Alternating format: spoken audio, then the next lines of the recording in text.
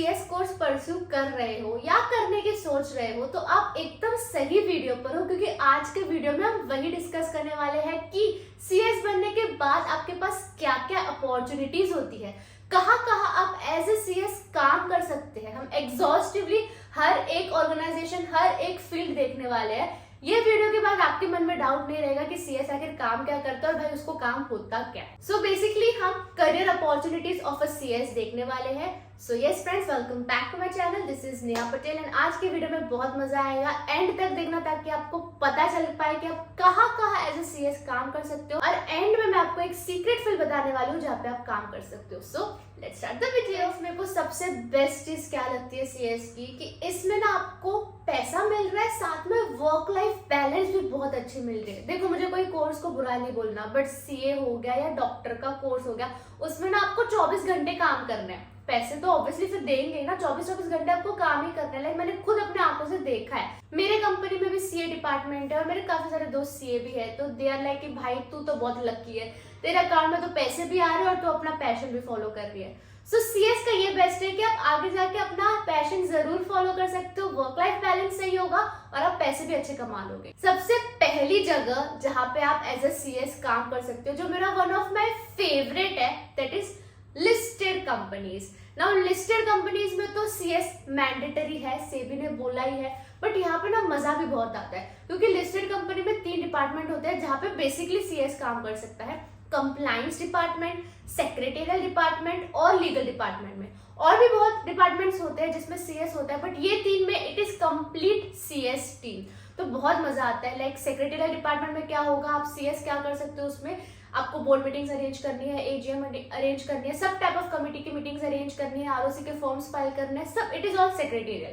Compliance में क्या होगा, आपको देखना है कि जो भी कंप्लायंस, जो भी एक्ट इस कंपनी को एप्लीकेबल है वो कंप्लाई हो रहा है कि नहीं। और लीगल में आपको वेटिंग करना होगा, लीगल डॉक्यूमेंट्स एंड ऑल।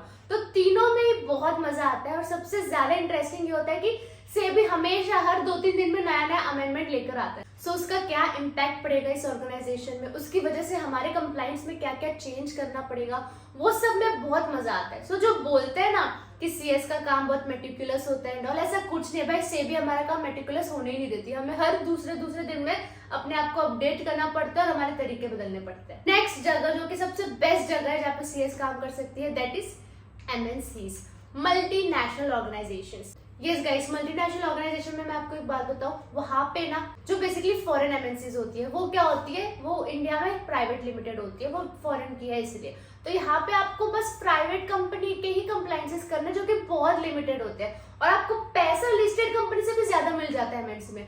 तो वो एक बहुत ही अमेजिंग चीज होती है एमएनसी में। एमएनसी में जल्दी किसी को नहीं मिलता है, सीएस में बहुत मुश्किल से यहाँ पे जॉब मिलती है, बट जब आपको मिल जाए तो वो जॉब छोड़ने की नौबत ही नहीं आएगी, क्योंकि आप बहुत रिलैक्स कर रहे रहोगे। जितने भी मेरे दोस्त है, लाइक हार्डली 1 या 2 है जो एमएनसी में कर रहे हैं, and they are earning so well. बस वो लोग मेरे को हमेशा पूरे दिन घूमते हुए ही दिखते रहते हैं, वेकेशन में जाते ही करते हैं, क्योंकि उनको छुट्टियां अच्छी मिलती है, वर्क लाइफ बैलेंस बहुत अच्छा है।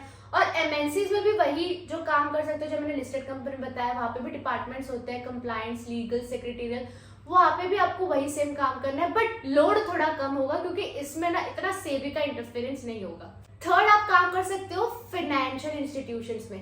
पहले ऐसा मिथ था कि फाइनेंशियल इंस्टीट्यूशन में तो सिर्फ सीए ही काम करते हैं, बट अभी ऐसा कुछ नहीं है। अभी सीएस का भी रोल बहुत इंपॉर्टेंट हो गया है। For instance, Tata capital limited एक टाइप का फाइनेंशियल इंस्टीट्यूशन है, क्योंकि वो सीआईसी है, core investment company, which is a type of NBFC. मैंने वहां पे अपना इंटर्नशिप किया हुआ था एंड मुझे वहां पे मजा बहुत आई थी, क्योंकि वहां पे फाइनेंशियल इंस्टीट्यूशन में क्या होता है ना, सिर्फ आपको सेबी ही एप्लीकेबल नहीं होता, आपको आरबीआई भी एप्लीकेबल होता है। And RBI act is more stringent than SEBI act, तो वो फॉलो करने में बहुत मजा आता है। लाइक हमको ध्यान रखना पड़ता था, सेबी के अमेंडमेंट तो रखने ही है, साथ ही साथ आरबीआई का क्या अमेंडमेंट आ रहा है वो भी हमको ध्यान रखना रहता था। हमारे लिए लाइक फाइनेंशियल इंस्टीट्यूशन के लिए आरबीआई इज टॉप, उसका ज्यादा रूल फॉलो करना पड़ता था। तो फाइनेंशियल इंस्टीट्यूशन में भी आप as a CS compliance department, legal department, secretarial department, और मैंने एक चीज नोटिस की थी टाटा कैपिटल में कि वहां पे ना रिस्क डिपार्टमेंट होता है, गवर्नेंस डिपार्टमेंट होता है, वेरियस टाइप के ये सब डिपार्टमेंट्स होते हैं जहाँ पे सीएस काम करते हैं। यहाँ पे पूरा एक सीएस का टीम होता है। सो आई वाज लाइक वाओ यार, बट फिर मेरे को पता चला कि उसके लिए आपको सीएस प्लस एमबीए भी होना जरूरी है। लाइक अगर आपने सीएस के साथ एमबीए कर लिया तो आप गवर्नेंस डिपार्टमेंट में जा सकते हो, रिस्क डिपार्टमेंट में जा सकते हो। अगर आप एक बैंक के रिस्क डिपार्टमेंट में हो तो बहुत अच्छा पे मिलता है, आपका बहुत बड़ा डेजिग्नेशन भी होता है। तो एमबीए इसलिए मैं सोच भी रही थी करने का, क्योंकि करियर अपॉर्चुनिटीज बहुत बढ़ जाती है। अगर आपको इन फ्यूचर में एमबीए करना भी हुआ, जो कि ऑब्वियसली बेनिफिशियली होगा, तो ऑनलाइन या डिस्टेंस से ही करना मैं आपको यही सजेस्ट करूंगी, क्योंकि इसमें ना 2 साल में आपका एमबीए भी हो जाएगा और पे भी, जो आपका फीस होगा वो भी बहुत कम होगा। तो ऑनलाइन या distance MBA is always better. अब ऑनलाइन डिस्टेंस एमबीए कहाँ से कर सकते हैं, बहुत सारे वेबसाइट है, बट मैं सजेस्ट करूंगी कॉलेज विद्या, इसलिए क्योंकि कॉलेज विद्या बहुत ही ज्यादा ट्रस्टेबल वेबसाइट है। यहाँ पे आप जाओगे तो आपको एमबीए के बारे में पूरा पता चल जाएगा। चलो मैं आपको गाइड देती हूँ कि आप कैसे कॉलेज विद्या में एमबीए के लिए एनरोल कर सकते हैं। सो ये है कॉलेज विद्या का वेबसाइट। यहाँ पे सजेस्ट में इन 2 मिनट्स का न्यू ऑप्शन आया है, जिसमें आपको यूनिवर्सिटीज़ 2 मिनट में सजेस्ट की जाएगी। चलो अब हम नीचे जाते हैं। यहाँ पे पीजी कोर्स, यूजी कोर्स, बहुत सारे कोर्सेज है। हमें एमबीए करना है तो हम पीजी कोर्स में जाएंगे और एमबीए पे क्लिक करेंगे, थोड़ी बहुत डिटेल्स भरेंगे, फिर ये आपको क्वेश्चंस पूछेगा कि आप कहाँ पे, आपका बजट क्या है, कहाँ पे काम करते हो, हाईएस्ट क्वालिफिकेशन क्या है। ये सब उनका एआई बेस्ड होता है, जिसके बेसिस पर आपको लिस्ट ऑफ यूनिवर्सिटीज़ सजेस्ट की जाती है। यहाँ पे आप देख सकते हो इतने सारे यूनिवर्सिटीज़ आपको सजेस्ट की गई है। ये सब आपके वो जो क्वेश्चंस पूछे थे उस पर आपने आंसर्स दिए, उसके बेसिस पर है। यहाँ पे टॉक टू एक्सपर्ट का भी ऑप्शन है, जहाँ पे आप उनकी राय या ओपिनियन ले सकते हैं। समझो हमें कंपेयर करना है 3 यूनिवर्सिटीज़ को, तो हम एलपीयू, जेन और इन सब यूनिवर्सिटीज़ को कंपेयर भी कर सकते हैं। अब कंपेरिजन में सबसे बेस्ट पार्ट है कि तीनों का sample certificate, fees structure, placement भी कंपेयर किया जाता है। आप एकदम अच्छे से देख सकते हो कितना सारा कंपेरिजन है। समझो आपको जेन पसंद है तो आप जेन पे क्लिक करोगे, यहाँ पे आपको सब कुछ बताएगा, फी, ब्रेकअप एंड ऑल। फिर जैसे आप प्रोसीड यूनिवर्सिटी पे क्लिक करोगे ना, आप सीधा जेन यूनिवर्सिटी की वेबसाइट पे जाओगे। इसका मतलब है कि वही आपका फीस लेगा। तो देखा कितना ईजी था। So yes guys, financial institution में भी बहुत अच्छा रोल होता है सीएस का। और जैसे कि मैंने आपको बताया था कि लिस्टेड एमएनसी में आप लीगल डिपार्टमेंट में भी काम कर सकते हो। तो लीगल डिपार्टमेंट में आप तब भी काम कर सकते हो जब आप सीएस प्लस एलएलबी हो।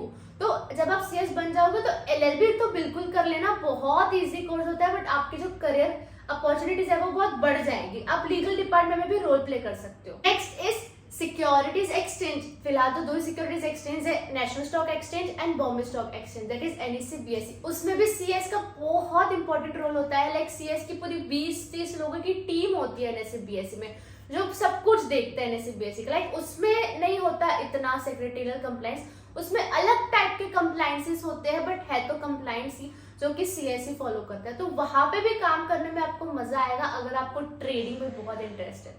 नेक्स्ट इज गवर्नमेंट ऑर्गेनाइजेशंस या एनपीओ मतलब non profit organizations. Government organization में सीएस अगर आप जाते हो कोई गवर्नमेंट ऑर्गेनाइजेशन में, तो आपकी लाइफ बन गई, क्योंकि वहां पे क्या होता है ना, वर्क लाइफ बैलेंस तो अच्छा होता ही है, प्लस फैसिलिटीज, गवर्नमेंट कंपनी की फैसिलिटीज बहुत अच्छी होती है। आप वहां पे रिटायरमेंट ले लो, उसके बाद भी आपको अच्छा खासा पेंशन आता रहेगा।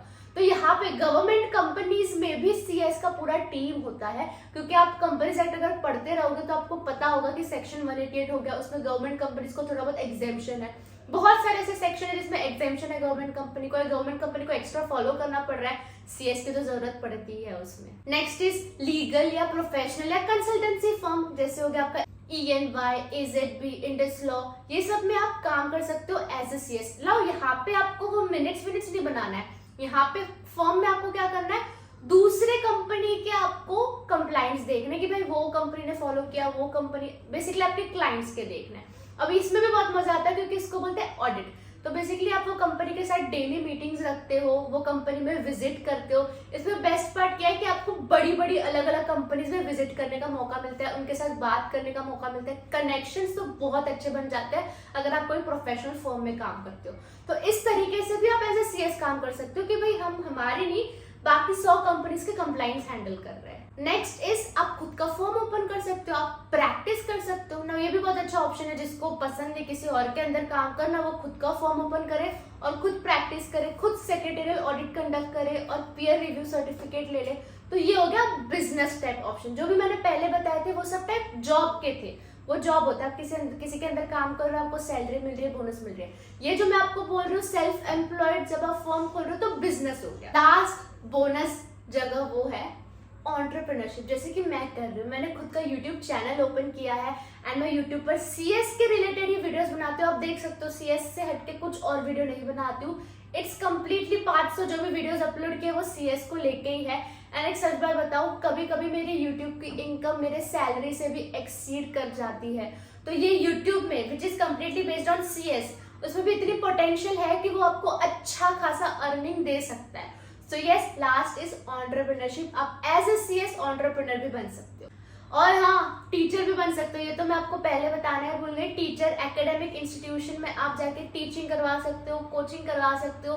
टीचिंग का ऑप्शन भी सीएस में अवेलेबल होता है। सो यस फ्रेंड्स, आपने देखा एक सीएस कितनी सारी जगह चाहिए होता है। हर एक टाइप की इंडस्ट्री में सीएस की जरूरत होती है, हर एक टाइप की कंपनी में सीएस की जरूरत होती है, हर एक टाइप के ऑर्गेनाइजेशन में सीएस की जरूरत होती है। चाहे वो टीचिंग की बात हो, चाहे वो एंटरप्रेन्योरशिप की बात हो, चाहे वो एमएनसी की बात हो, चाहे वो गवर्नमेंट कंपनी की बात हो, सीएस की जरूरत है।